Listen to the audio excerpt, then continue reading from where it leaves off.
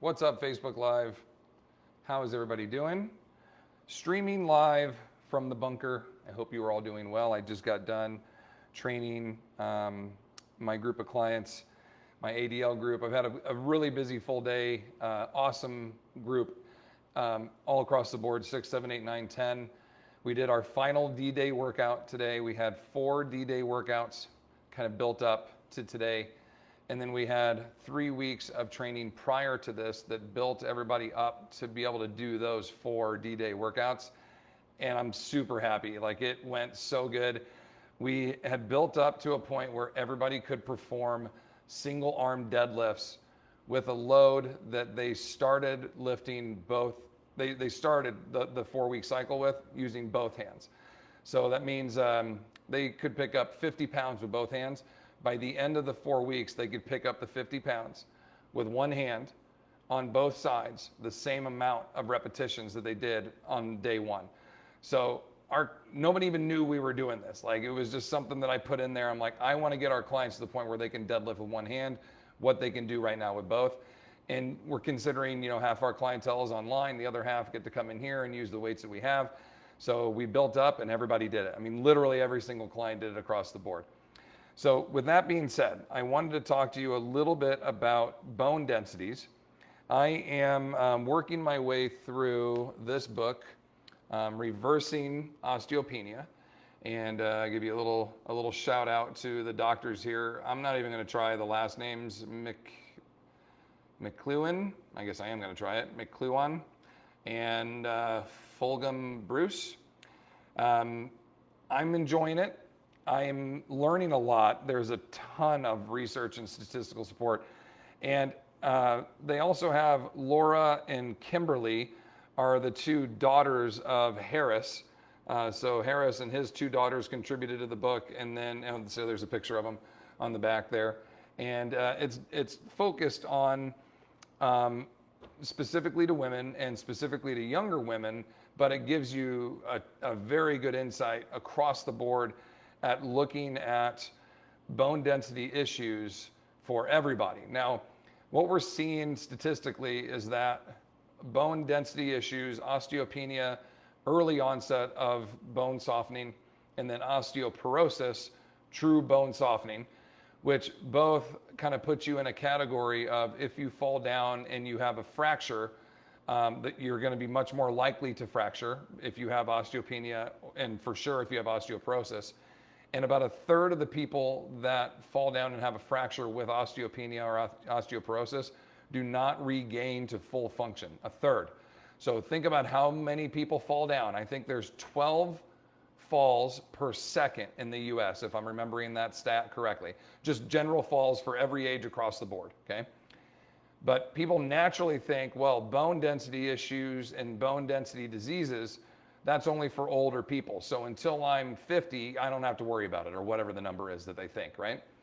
But this book and a lot of the current research supports and shows, and one of the stats I put up yesterday on Facebook is that, and this is directly from the research they have on here, is that 20% of college-age women have osteopenia. Okay, so it's not just an older adult disease. This is a young person disease as well.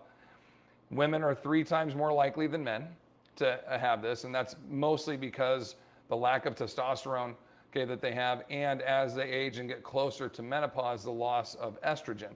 And so it's greater as we age, for both sexes, but it's greater as we age specifically for women, okay? So Michael, hey buddy, I see your comment on there. Hey, my pleasure. I'm happy to chat about this. And the more that I read, the more I'm gonna share with this. I am creating a new course on this, you guys, and we're gonna call it BMF, okay, which stands for something else to everybody else if you've seen Pulp Fiction. But it's bone, muscle, and fat, which are the big 3 concerns, health concerns as we're aging. Is that we're losing bone density, we're losing muscle mass, and we're becoming too obese. And unfortunately, BMI and all this, I know I'm going off on tangents, but the BMI charts and all this, I am morbidly obese still for my age bracket, and I'm in better shape than I've been in the last 20 years, And still by that BMI, if I were trying to qualify for better insurance and such, I wouldn't even be close to it. So that kind of thing super pisses me off. Another topic for another day, but I want to educate as much as I can about this. I'm going to be breaking down each of these sections as we go through, as I continue to learn more. I have dove into sarcopenic content the last probably 18 months of my life, more than I've ever read on that. Feel very, very well educated on that and very prepared to teach and build a course around that. Obesity has been another one that we address more from a training component, not necessarily from a nutritional component, just trying to stay in my lane. But we will talk about that quite a bit, but more on the how do we condition and train. Now, I know you can't eat your way out of a bad, or train your way out of a bad diet, eat your way into a good program. You can't train your way out of a bad diet. So we will discuss that a bit. However, we'll need to partner with somebody in the future to give our clients better, nutritional advice as we go. So we'll talk about it more from the programming side. But the bone density issue is where I was lacking. I felt like I didn't know as much as I wanted to know about that. And so diving into this, other research, some other chapters and content that we put together here, the clinician's guide to preventing and treating osteoporosis. It's only like 55 pages of content that I get to go through on that. Anyhow, across the board, young or old, this is an issue. We have friends and some members in our community here in their late 20s, early 30s who have osteopenia. I have clients into their late 70s, early 80s who still have bone density scores, T-scores of -1 or 0, which is good, okay? That means they're still in the healthy range. So just because you're getting older doesn't mean you're gonna have bone density issues. Just because you're younger doesn't mean the same thing, that it's not gonna happen until later on in life. This is a now disease, and I know everybody's got their thing that they're championing and such, but when we look at things collectively, we look at the human body collectively and what we're trying to achieve, okay? When you introduce a resistance training program, even if it's just 20 minutes every other day, we talk about EOD 20, every other day for 20 minutes, the benefit for your bones, the benefit for your muscularity, and the benefit for reducing some body fat off of your frame is so valuable just in those 3 or 4 20-minute workouts per week. It's like, I use that term, the secret sauce. Like, I know this secret, and I'm trying so hard to get everybody to know and to participate and to do it. And if you would just do it a little bit and try it and see how good you feel on the other side, then everybody would be doing it. And they'd go, oh yeah, I love the secret sauce. I'm in. It's just, you got to get bit by the bug is basically what we're trying to preach here. And if it takes a personal story of telling you about my parents who have this and the struggles that they have and the videos that you've seen of them struggling to move up and down stairs, to sharing statistical information, to talking about our 23 or 28-year-old friend who has osteopenia and has T-scores in -1, -2, okay? I mean, these are great concerns for us. So knowing that women are much more susceptible than men, especially as we continue to age and they get closer to menopause, resistance training is vital. Proper nutrition and getting enough calcium and getting enough dietary needs in your body. I'm not going to suggest that you go and drink a lot of milk. The more research I do on milk, guys, and I don't mean to cross into another argument or whatnot, the less I'm seeing quality of product. I think there are better ways to go about this than looking at milk products. I think it's too inflammatory for the body. I think it causes more harm than good. There's some pretty good research to support that. Again, another topic for another day, but however we need to go about getting that calcium in.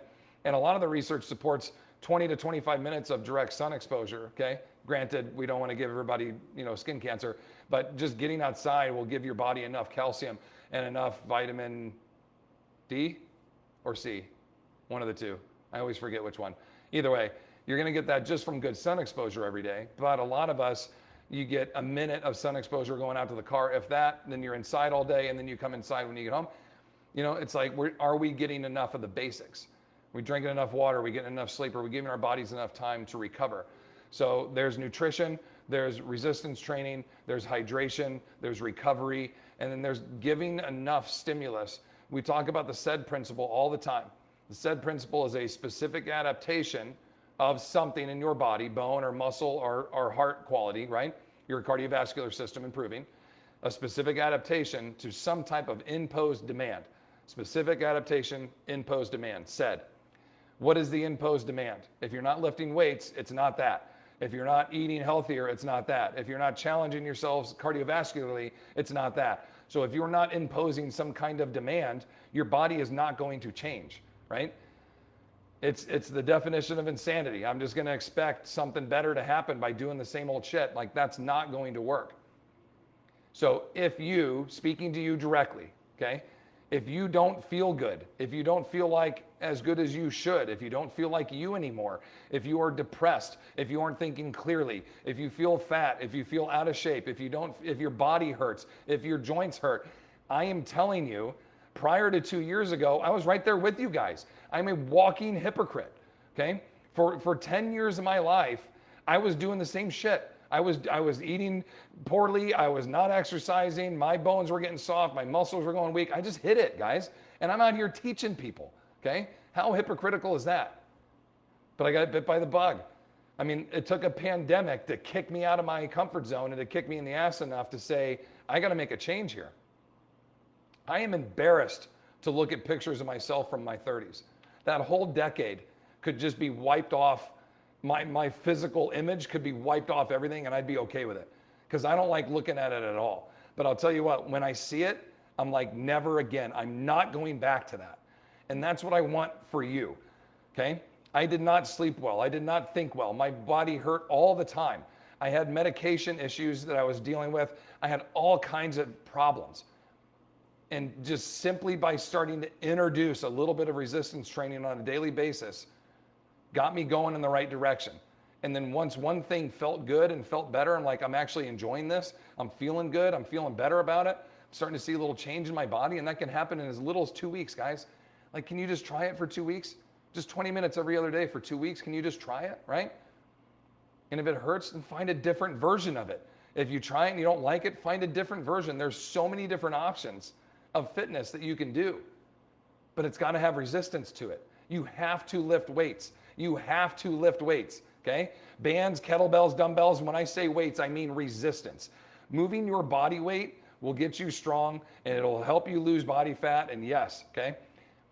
What that does though, as you do more and more push-ups and lunges and squats, it turns into muscular endurance. We're talking about muscular strength development. At some point, your body weight being moved over and over again, your muscles aren't stimulated anymore. Now it's just how much blood can my heart pump to keep me doing push-ups, to keep me doing squats. You know, it's not gonna, there's no more demand there's no more imposed demand. What's the demand? I'm just doing me all the time. So where's the outside source? Where's the outside tension? Where do my bones go? This is heavier than what I'm used to moving. I better harden up. Where do the muscles go? This is heavier than I'm used to moving. I better get more connecting sites. I better rip a little bit, good tearing, and reconnect and make more binding sites so I can move this load because I'm gonna be doing this on a regular basis. The callus is a great example of how your body will adapt to an imposed demand. When you grab weight and you hold weight and you work with your hands and your hands are soft, okay? Your body recognizes that and goes, if you're gonna keep doing this, we're gonna harden up. We're gonna build calluses.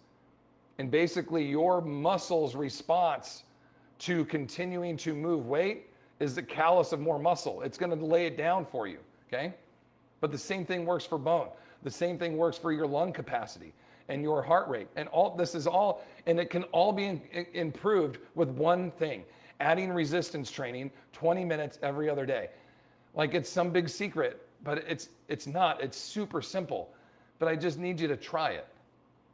So as a fitness professional to other fitness professionals, let's not be hypocrites, because I was one for a long time.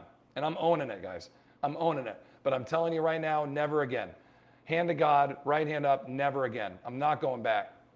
I'm not getting out my fat guy clothes. I gave them away. I'm not going back. I'm very happy with the way I am right now. I'm always wanting to improve, but it's not going to happen again. Said it live to you.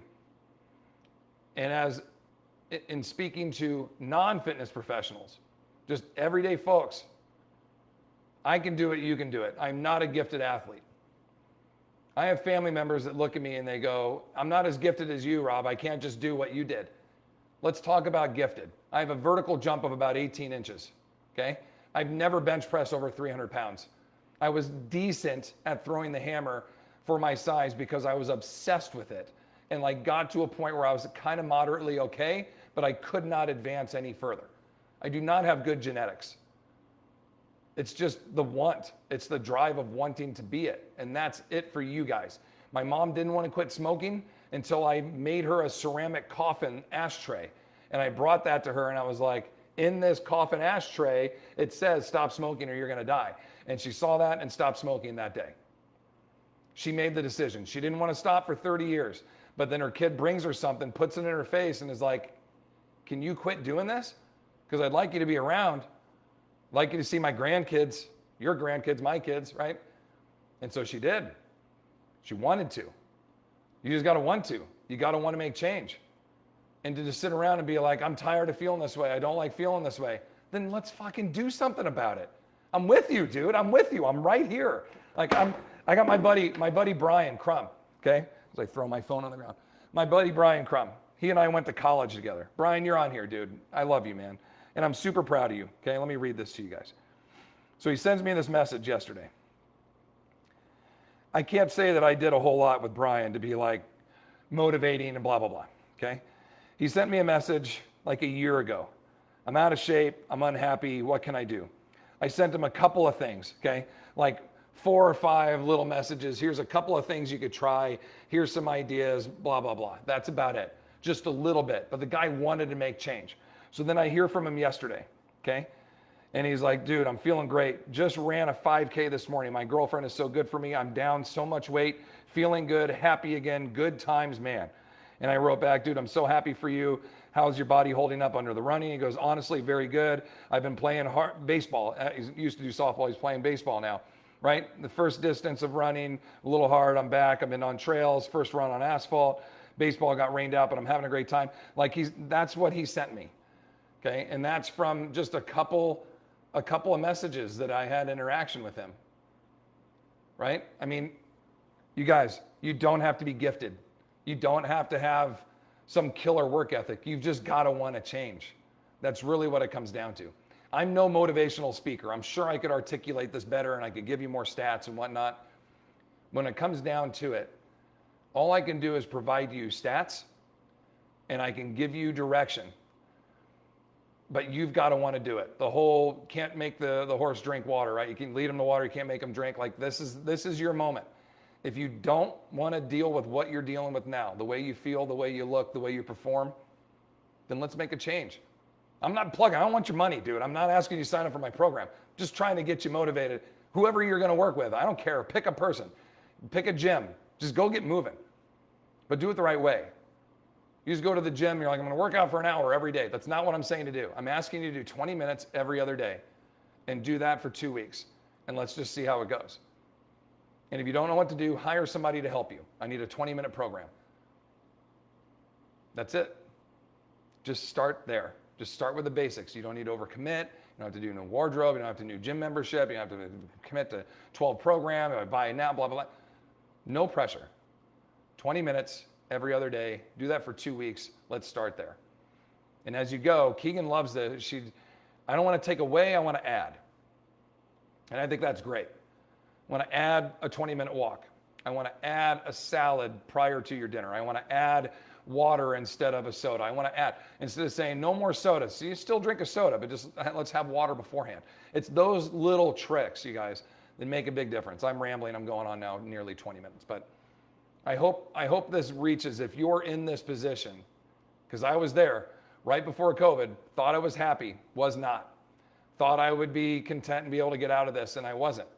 And it took shutting down my business, having to prepare and produce a service to my clients where I physically had to perform it in front of them to get me to go, hey, try your own programming, dummy, right? Like you have all this programming that's helping these older folks, but you won't do it on yourself because you see yourself as an athlete.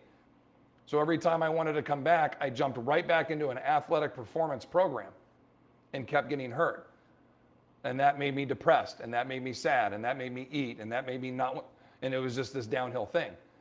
So now I have to get in front of a camera, which was super embarrassing to be this big blub, right? And I'm teaching my clients but I'm teaching my ADL, my entry-level clients, and my DLF, my beginner clients. And I'm leading it. So that's how I started to just start with basic, like 30-minute, super basic movements, and I could do them every day, and my body wasn't hurting. And then I got to do a little more and a little more. And it just took off. It never dawned on me, how dumb, right? Of 22 years of doing this profession to like try your own programming. And I mean by, you know, I'm always doing the performance one. I wouldn't try the other programs. But when you look at all of my limitations and injuries on paper, you'd be like, that guy's 70 something years old. That's what you would say. So why am I trying to shove a sports performance program onto that guy? I wouldn't do that to a client.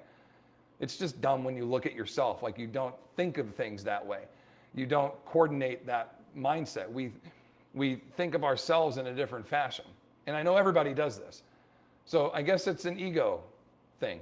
It's us recognizing that we're not the athlete we once were. So let's not try to be. Let's find a version of fitness that fits us right now. And if that's 20 minutes on the machines and walking for an hour on the off days, do it, dude. Do it. You will be so happy you did. Do it for 2 weeks and then come back and tell me you're not better. All right, I'm done ranting. I love you guys. I'm here if you need questions, support, whatever it is. I'm here for you. I got you. Until next time, take care.